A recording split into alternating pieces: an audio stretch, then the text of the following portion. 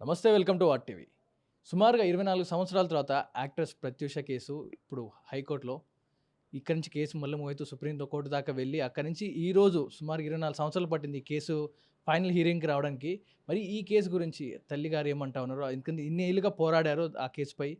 అల్లు పెరగకుండా సుమారు 24 సంవత్సరాలు అంటే ఒక జనరేషన్ దాటిపోయినా కూడా ఆ కూతురికి న్యాయం జరగాలంటూ కూడా పోరాడారు.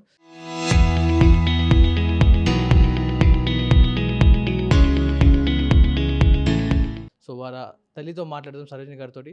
అమ్మ, సుమారు 24 సంవత్సరాలు పోరాడారు. మామూలు విషయం కాదు. అంటే మేము పుట్టక ముందు జరిగింది. ఇప్పటిదాకా చూస్తాను. ఇన్నేళ్ళు పోరాడారు. మరి ఈరోజు వచ్చిన తీర్పు గురించి ఏం చెప్తారమ్మా? ఈరోజు ఇచ్చిన సుప్రీంకోర్టు తీర్పు అండి, యాజ్ ఇట్ ఈస్ హైకోర్టు జడ్జిమెంట్ను కన్ఫర్మ్ చేశారు. I respect the judgement, I respect the court, I respect the judges also. ఇచ్చిన జడ్జిమెంట్ను ఒక ఇండియన్ సిటిజన్గా, ఒక ప్రత్యూష విక్టిమ్ తల్లిగా రిసీవ్ చేసుకుంటున్నాను, గౌరవిస్తున్నాను, వెల్కమ్ చెప్తున్నాను. అది న్యాయపరంగా. కానీ ఒక తల్లిగా, ఒక అన్యాయం అయిపోయిన అమ్మాయి తల్లిగా, మంచి భవిష్యత్తు ఉన్న అమ్మాయి అత్యాచారం చేయబడింది, చంపబడింది అనేది ఒక నా నమ్మకంతో, ఒక తల్లి నమ్మకం మీద నాకు జీవిత ఖైదు పడుతుందని ఒక హోప్తో ఉన్నాను. అందుకనే లాంగ్ టర్మ్ ఫైట్ చేసిన. ఎక్కడ ఓడిపోయినా మళ్ళీ లేని ధైర్యం తెచ్చుకొని, లేని నమ్మకాన్ని, అత్యున్నత స్థాయి కోర్టుల మీద నమ్మకాన్ని పెట్టుకొని పోరాటం చేస్తూ పోయినా. బట్ సేమ్ జడ్జిమెంట్ వచ్చింది. కొద్దిగా అసంతృప్తిగా ఉంది. జీవిత ఖైదు పడి ఉంటే బాగుంటుంది. దోషులకు ఎప్పుడు కూడా, అక్యూజర్లకు కూడా పనిష్మెంట్ సివియర్గా ఉండాలండి. ఉంటే వేరే వాళ్ళు చేయకుండా ఉంటుంది. ఇలాంటి పనిష్మెంట్లు వచ్చేస్తే వేరే వాళ్ళకి అవకాశంగా దొరుకుతుంది. అదే ఒక నా బాధ. కొద్దిగా అసంతృప్తి అయితే ఉంది ఒక తల్లిగా. అయితే ఆ రోజు ఫ్రెండ్స్తో బయటికి వెళ్ళి వస్తానమ్మా అని చెప్పి బయటికి వెళ్ళిన తర్వాత ఒక్కసారిగా మీకు ఒక ఫోన్ వచ్చింది. వాళ్ళకు హాస్పిటల్లో ఉన్నారంటూ చెప్పారు, లోపల ఐసీలో ఉన్నారు, ఇవన్నీ ట్రీట్మెంట్ జరుగుతుంది, ఇవో చెప్తూ వచ్చారు. అసలు ఆ రోజు ఏం జరిగింది హాస్పిటల్లో? కానీ మీరు వెళ్ళిన సమయానికి అంతా ఎవరెవరు ఉన్నారు అక్కడ? ఏం సిచ్యువేషన్ జరిగిందంటారు? ఏం లేదండి, ఫెబ్ 23, 2002లో పాపకి కన్నడ మూవీ వచ్చింది. ఓపెనింగ్ 24th రోజు ఓపెనింగ్ ఉండింది. నాగేశ్వరరావు గారి మనమడు వెంకట్ గారు ఉన్నారు కదా, వారితో ఒక సినిమా వచ్చింది హీరోయిన్గా, కన్నడ మూవీ. అండ్ ఓపెనింగ్కి పోదామని చెప్పి పాప రెడీ అయింది. వాళ్ళు they are inviting producer. So ఆ రోజు పొద్దున్నే నేను కన్నడ ఇంకొక లాంగ్వేజ్లో, ఆల్రెడీ పాప తెలుగులో చేస్తుంది, తమిళ్లో చేస్తుంది, అప్పటికే ఎస్టాబ్లిష్ తమిళ్లో. సో కన్నడలో న్యూ ఫిలిం వచ్చింది కదా అని చెప్పేసి నేనే టెంపుల్కి తీసుకెళ్ళి కొద్దిగా హోమం చేయించి పూజలు చేయించాను ఆంజనేయ స్వామి గుళ్ళో. చేయించి ఇంటికి వచ్చిన తర్వాత లంచ్ చేసుకుంది. మా అన్నయ్య కూతురు, అంటే నాకు అప్పటికి లీవ్స్ అయిపోయినాయి చాలా. I'm a government employee. So sick leaves పెడుతూ వస్తున్నాను. లీవ్స్ అయిపోయినాయి, క్యాజువల్ లీవ్స్ అయిపోయినాయి, అన్నీ అయిపోయినాయి. సిక్ లీవ్స్ కూడా అయిపోయినాయి. లాస్ ఆఫ్ పిల్లకు వచ్చేసిన. సో మా హెడ్ మాస్టర్ గారు ఇట్లయితే ఎట్లనమ్మా, చాలా కష్టమవుతుంది అని అంటే, సరే ఈసారికి నేను ఉంటాను, అన్నయ్య కూతురు అక్కని తీసుకొని వెళ్ళు అని చెప్పాను. సో మా సిరి కూడా వచ్చేసింది. ఇద్దరు కలిసి లంచ్ చేసుకొని అబౌట్ 3:30 లైక్ దట్ బ్యూటీ పార్లర్కి వెళ్తాము. కొద్దిగా ఫేషియల్ అవి చేయించుకొని వస్తాను. ఎందుకంటే బెంగళూరు నుంచి ఆమె ఎంబడే చెన్నైకి వెళ్ళిపోవాలి. చెన్నైలో 1 month షూట్స్ ఉన్నాయి. మళ్ళీ హైదరాబాద్కి రిటర్న్ కాదు ఆమె, ఆఫ్టర్ 1 month వస్తుంది. సో ఆ 1 month కూడా నేను చక్కగా స్కూల్కి వెళ్ళొచ్చు కదా, కొద్దిగా నాకు లీవ్ ప్రిజర్వ్ అవుతుంది అని చెప్పేసి మా అన్నయ్య కూతుర్ని ఇచ్చి పంపిద్దామని చెప్పి ఆమె కూడా రెడీ అయిపోయింది. మా అన్నయ్య వాళ్ళ పర్మిషన్ కూడా తీసుకున్నా. ఇద్దరు కలిసి, మా పాపకు ఒక కెనెటిక్ ఉంది, ఈమెకు ఒక కెనెటిక్ ఉంది, కానీ ఇద్దరం కలిసి ఒకటే కెనెటిక్ మీద వెళ్తాం, అత్త నా కెనెటిక్ మీద వెళ్తామని చెప్పి పాప కెనెటిక్ అక్కడ పెట్టేసి మా సిరి కెనెటిక్ మీద వెళ్ళిపోయారు. 4 o'clock నేను లిఫ్ట్ దగ్గరికి వెళ్ళి బాయ్ చెప్పి, తొందరగా రండి, వచ్చేటప్పుడు ఎయిర్పోర్ట్కి వెళ్ళి టికెట్స్ కూడా తీసుకొని రండి, ఎందుకంటే అప్పుడు ఆన్లైన్ టికెట్స్ లేవు, వెళ్ళి కొనుక్కోవాలి, ఎయిర్పోర్ట్కి వెళ్ళి కొనాలా. సో ఎయిర్పోర్ట్లో టికెట్స్ తీసుకుంటే మనకు టైమింగ్ కూడా తెలుస్తుంది, ఫ్లైట్ టైమింగ్స్ కూడా తెలుస్తుంది, మీరు తొందరగా రండి అని చెప్పేసి డబ్బులు ఇచ్చి పంపించాను. అదే లాస్ట్ నేను చూడడం. వెళ్ళిపోయిండు. ఫెర్రీ బ్యూటీ పార్లర్ పంజగుట్టలోకి వెళ్ళింది. ఆమె ఫేషియల్, పెడిక్యూర్ అన్నీ చేయించేసుకుంది.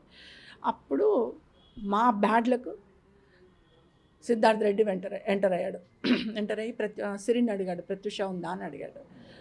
లోపల ఉంది ప్రత్యూష అంటే, సరే నేను లోపలికి పోయి చెప్పేసి వస్తాను అని చెప్పి సిరి లోపలికి పోయి, ఇట్లా సిద్ధార్థ్ రెడ్డి వచ్చిందంటే, వస్తున్నాను అక్క, 1/2 hourలో వస్తున్నాను, ఎండింగ్లో ఉంది నాది వర్క్, వచ్చేస్తున్నాను అని చెప్పి వర్క్ కంప్లీట్ చేసుకుని ఫేషియల్ చేయించుకొని బయటకు వచ్చింది.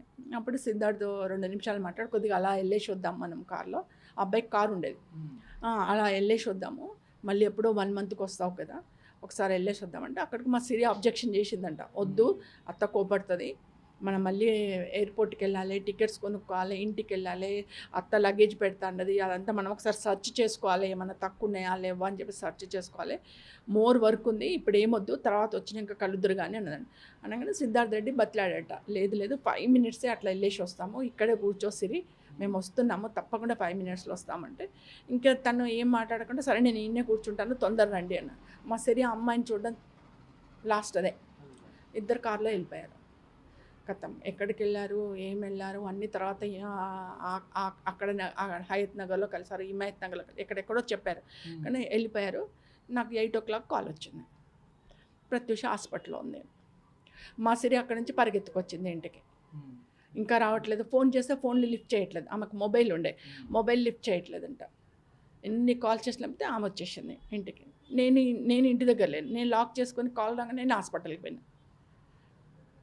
ఇలా ఒకరికొకరం ఎక్కడ కూడా తారసపడలా. నేను వెళ్ళే వరకు హాస్పిటల్ ఐసీయూలో ఉంది ప్రత్యూష, సిద్ధార్థ రెడ్డి పక్క రూమ్లో ఉన్నాడు. నేను వెళ్ళి అక్కడ ఉన్న రిసెప్షన్లో అడిగాను ప్రత్యూష ఎక్కడ అని అంటే, పైన ఐసీయూలో ఉంది మేడం, ఫస్ట్ ఫ్లోర్కి వెళ్ళిన. వెళ్తే అక్కడ ఒక సెక్యూరిటీ ఉండండి మేడం మీరు, నేను లోపలికి పోయి అడిగొస్తాను. లోపలికి పోయి డాక్టర్ని అడిగేసి వచ్చాడు. పడితే వాళ్ళని అక్కడనే ఆపున్నాడు. దాదాపు 2 hours ఆపారు నన్ను బయట. ఏడుస్తూ నిలబడ్డాం నేను మా బాబు ఇద్దరు. లోపలికి రానివ్వరు, మమ్మల్ని చూడనివ్వరు. నేను అసలు మా పాపకి ఏమైంది, ఎందుకు హాస్పిటల్ అడ్మిట్ అయింది, ఏమైంది నాకు చెప్పాలి కదా, నేను వెళ్తాను, కొద్దిగా ధైర్యంగా ఉంటుంది తనకి, నేను దగ్గరికి వెళ్తానంటే లేదు లేదు లోపల ట్రీట్మెంట్ అవుతుంది. వాళ్ళంతా లోపల సెట్ చేసుకొని పిలిచారు నన్ను. బాబు నేను ఇద్దరం బయటనే ఉన్నాం. అప్పటికి మా వాళ్ళకి కాల్ చేసుకున్నాం, మా అన్నయ్యకి, మా వదినకి, మా పిఆర్ఓకి, గిరిధర్కి అందరికి కాల్ చేసుకున్నాం మేము బయట. ఎవరు రాణిస్తలేదు, రండి మమ్మల్ని, మీరు రండి అని. అప్పుడు అబౌట్ 11 o'clock మమ్మల్ని లోపలికి రానిచ్చారు. లోపలికి వెళ్తే ఒక 10 feet దూరంలో నిలబెట్టారు నన్ను, దగ్గరికి పోవద్దంటారు, బెడ్ మీద పడుకోబెట్టారు. ఇక్కడ వరకు గ్రీన్ కలర్ చెద్దరు కప్పేశారు, గ్రీన్ కలర్ క్యాప్ పెట్టారు, ఇక్కడ మాస్క్ పెట్టారు, మాస్క్ ఇంతవరకు మాస్క్ పెట్టి కళ్ళు మూసుకొని ఉంది. పైన ఒక పెద్దది లైటింగ్ దానిలో ఎక్విప్మెంట్ పెట్టారు, పెద్ద ఎక్విప్మెంట్, అది ఏమి equipment I don't no, medical equipment పెట్టారు. అంటే ఆమె ఏమీ కనబడట్లే మాకు, ఆడ ప్రత్యూష ఉంది, పడుకుంది అన్నట్టుగా ఉంది, కళ్ళు మూసుకొని ఉందంట. దగ్గరికి వెళ్ళి నేను దగ్గరికి వెళ్ళి మాట్లాడతాను సార్, ఒకసారి ఇట్లా కనీసం ఇట్లా చేస్తాను, నేను మమ్మీని వచ్చాను అని చెప్తాను అని అంటే, లేదు లేదు అండర్ ట్రీట్మెంట్ ఉంది, మీరు వెళ్ళొద్దు దగ్గరికి. అంటే నా ఉద్దేశం లేదంటే ఆమె చనిపోయిన దానికి అవన్నీ పెట్టారా, బతికుండి అండర్ ట్రీట్మెంటా, what happened I don't know, నాకు అసలు ఏమీ తెలియదు. దూరంగా నిలబెట్టారు. నాకేంటంటే మైండ్ షాక్లో ఉంది. నేను ఇప్పటికీ కొన్ని లక్షల సార్లు అనుకుంటానండి, అంటే నాకు ఫ్యామిలీ రెస్పాన్సిబిలిటీ, పాపతో వెళ్ళడము, స్కూల్ చూసుకోవడము, ఇక్కడ బాబుకి చదివించడం, సో మెనీ బర్డన్స్ నాకు ఒక్కదానికే. సో నాకు అప్పుడు అసలు ఏం అర్థం కాలే. ఇప్పటికీ నేను ఈ క్షణం కూడా రాత్రి ఏడ్చుకుంటా కూడా అనుకున్నాను, ఎందుకు నా బిడ్డని నేను హాస్పిటల్ నుంచి తీసుకోపోలే. సిద్ధార్థ రెడ్డి తీసుకొచ్చి జాయిన్ చేసినాను కానీ ఎందుకు హాస్పిటల్ షిఫ్ట్ చేయలే, అదే హాస్పిటల్ ఎందుకు ఉంచినా, నాకు ఎందుకు ఆలోచన రాకపోయింది ఆన్ ది స్పాట్. వాళ్ళకు బిడ్డలు ఉండొచ్చు, అసలు ఒక మనిషిని చూసి ఎట్లా మనుషులమా, ఎక్కడ పుట్టినామండి మనం, నరకంలో పుట్టినామా, రాక్షస కులంలో పుట్టినామా, మనుషుల కులంలో పుట్టినామా అర్థం కాదండి. మనుషులని నిక్కచ్చిగా మనిషిని చంపేశారు, అమ్మాయిని చంపేశారు. అంత క్యూట్ ముఖాన్ని చూసుకుంటూ కూడా ఎట్లా కాదు. డాక్టర్లు ఆ టైంలో మీకు కొన్ని ఎవిడెన్స్ కూడా ఇవ్వలేదంటూ చెప్తా ఉన్నారు, బిలాంగింగ్స్ కావచ్చు, కొన్ని వస్తువులు కావచ్చు ఇవ్వలేదంటా ఉన్నారు. సో ఎలాంటి వస్తువులు ఇవ్వలేదు, ఎలాంటి మాటలు చెప్పారు డాక్టర్ మీకు ఆ సమయంలో? పాపను చూపించిన తర్వాత ఒక్క నిమిషం 2 నిమిషాలు ఉంచారండి నా వాళ్ళంతా. బయట వెళ్ళి కూర్చోండి, అండర్ ట్రీట్మెంట్ అవుతుంది అన్నారు. నేను బయటకు వచ్చేసాను. అదే పక్కన సిద్ధార్థ రెడ్డి రూమ్ కూడా ఉంది. సిద్ధార్థ రెడ్డికి హాయిగా ఏంటంటే వివిఐపి ట్రీట్మెంట్లు అక్కడ సిద్ధార్థ రెడ్డికి. వాళ్ళ ఫ్రెండ్స్ అందరూ రావచ్చు, ఫ్రెండ్స్ అందరూ చూడొచ్చు, పేరెంట్స్ చూడకోవచ్చు, రిలేటివ్స్ చూడొచ్చు. ఆయనకు వివిఐపి ట్రీట్మెంట్ జరుగుతుంది. ఇక్కడ మాత్రం అనాథలాగా దాన్ని ఒక్కదాన్ని పడేశారు, మమ్మల్ని లోపలికి రానివ్వరు, మీరు రావద్దంటారు. ఎంత దారుణం అండి. నేనేమన్నా నా బిడ్డను మీకు ఇచ్చినా, అమ్ముకున్నానా? ఎంత దారుణం అంటే అంత దారుణమైన సిచ్యువేషన్ క్రియేట్ చేసింది నాకు అక్కడ. అనుభవిస్తారండి సిచ్యువేషన్ అయినా క్రియేట్, నాకు అంటే ఎక్కడ దిక్కులేని సిచ్యువేషన్ క్రియేట్ చేశారు.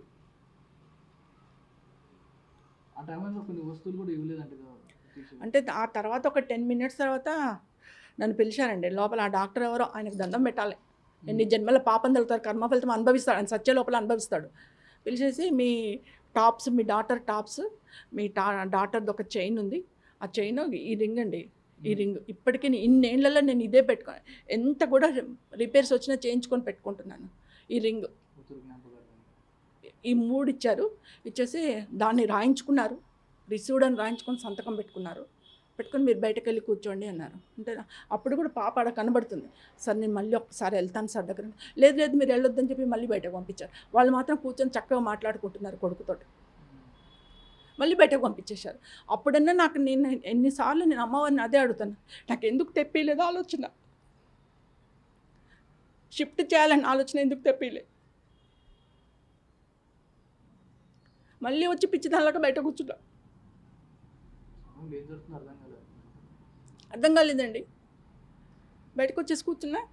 ఆ నైట్ అంతా మేము అడిగాను, మా అన్నయ్య వాళ్ళు వచ్చారు, పెద్దవాళ్ళు ఉన్నారు, కొద్దిగా ఏజ్డ్ సార్, రిసెప్షన్ అడిగాను, ఏజ్డ్, ఒక 2 రూమ్స్ ఇవ్వండి, నేను రెంట్ కడతాను, ఫీజు ఎంతో చెప్పండి, రెంట్ కడతాను, 2 రూమ్లలో పడుకుంటారు వాళ్ళు, నైట్ అంతా ఇక్కడే ఉంటామంటే రూమ్లన్నీ రిజర్వ్ అయిపోయినాయి. అదే సిద్ధార్థ రెడ్డి రిలేటివ్స్ వాళ్ళు ఉండే నాకు 5 రూమ్లు అలాట్ చేశారు. 5 రూమ్లు అలాట్ చేసి 5 రూమ్లలో వాళ్ళ ఫ్రెండ్స్, వాళ్ళ రిలేటివ్స్ అందరు ఉన్నారు.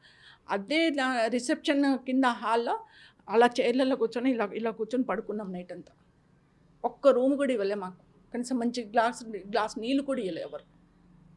బాధితులం మేము, అయినా కూడా ఎవరు పట్టించుకోలే. అక్కడ వైద్యో నారాయణ అంటే హాస్పిటల్ ఎట్లా నాశనం అయిపోతుందో కానీ వైద్యో నారాయణ అంటారు, కానీ మమ్మల్ని రాక్షసులాగా చూసి నా బిడ్డను రాక్షసులాగా.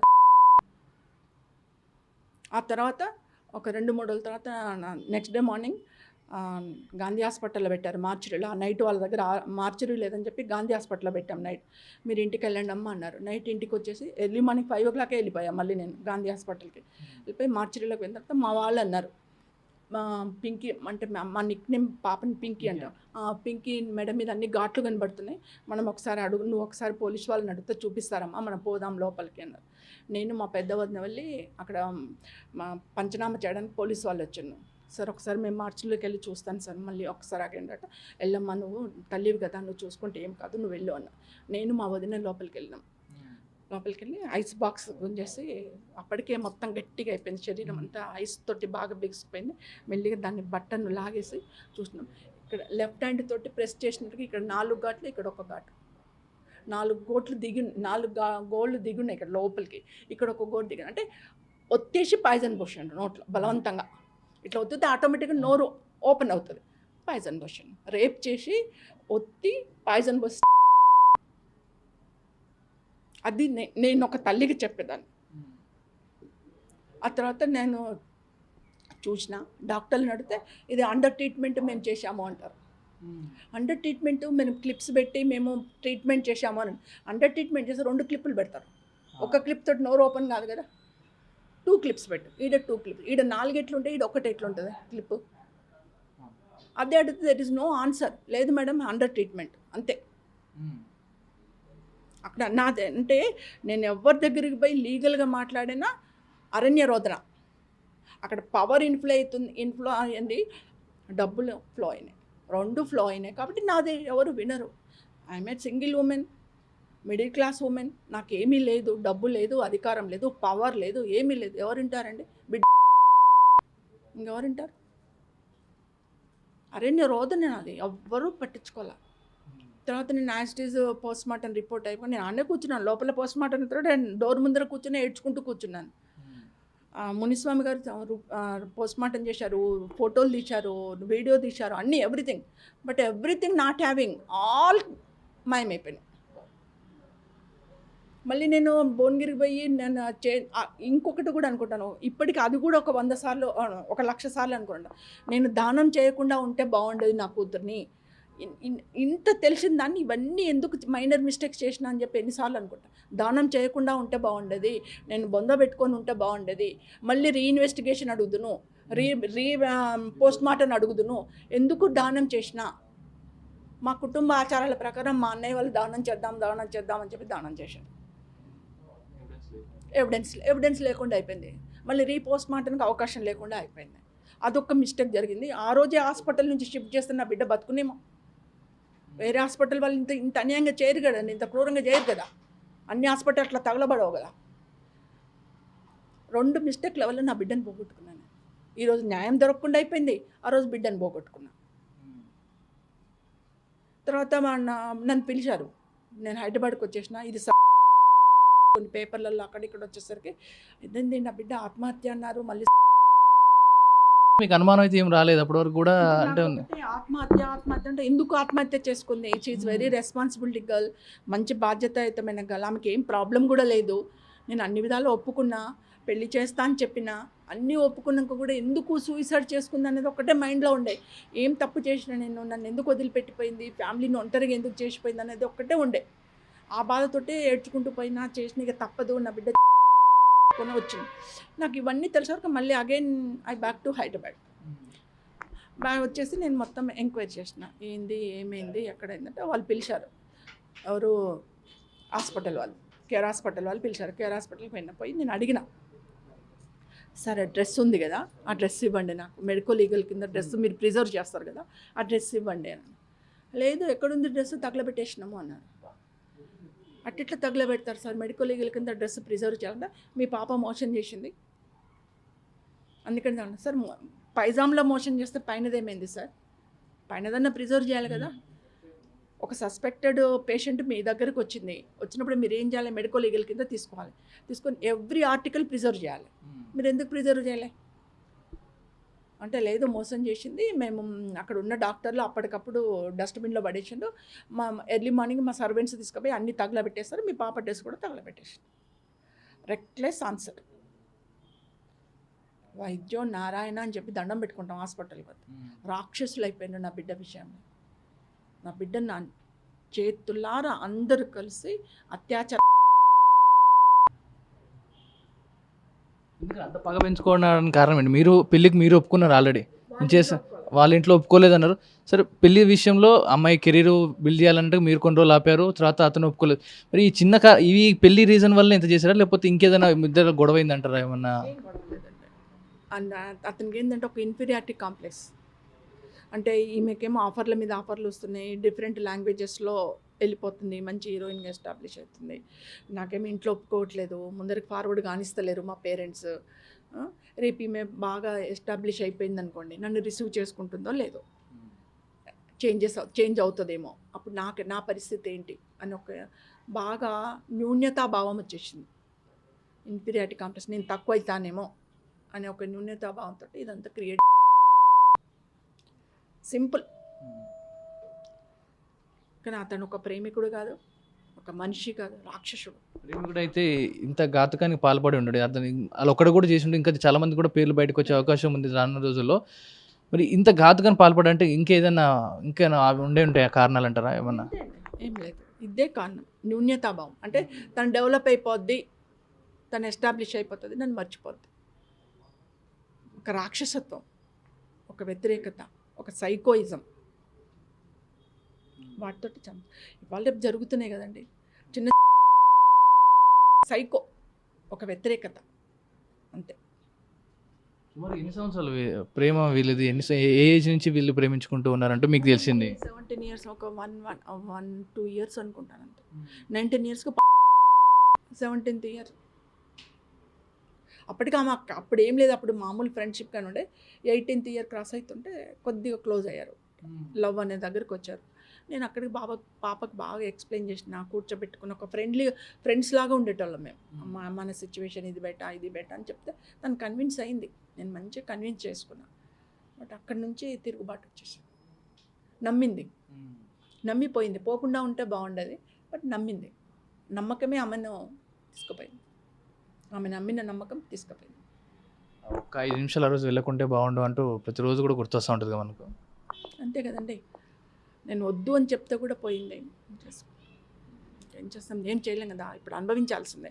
తిరిగి రాదు నా కూతురు, నేను ఫేస్ చేయాల్సిందే, అది నా కూతురు కాబట్టి ఎట్లాంటి సిచ్యువేషన్ అయినా నేను ఫేస్ చేస్తా కూడా, భవిష్యత్తులో కూడా చేస్తా. మరుగా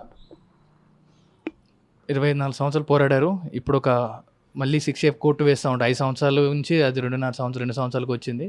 ఇప్పుడు వచ్చిన కోర్టు తీర్పుని మళ్ళీ ఎలా ఫేస్ చేయబోతున్నారు? ఇప్పుడు 2 సంవత్సరాలు జైలు శిక్ష పడకపోవచ్చు, ఇంకేదైనా ముందు ఎలా ఉండబోతుంది, నెక్స్ట్ కార్యాచరణ ఎలా ఉండబోతుంది, అతని మీద ఎలాంటి యాక్షన్ తీసుకుంటే బాగుంటుంది అంటారు? కాబట్టి నేను ఒకటే చెప్తున్నానండి, వాళ్ళు ఏం చేస్తారు, వాళ్ళు ఏదో ఒకటి చేస్తుంటారు, న్యాయ పోరాటం ఇంకా న్యాయంగా ఏం చేయొచ్చు అనేది వాళ్ళు ఆలోచిస్తుంటారు.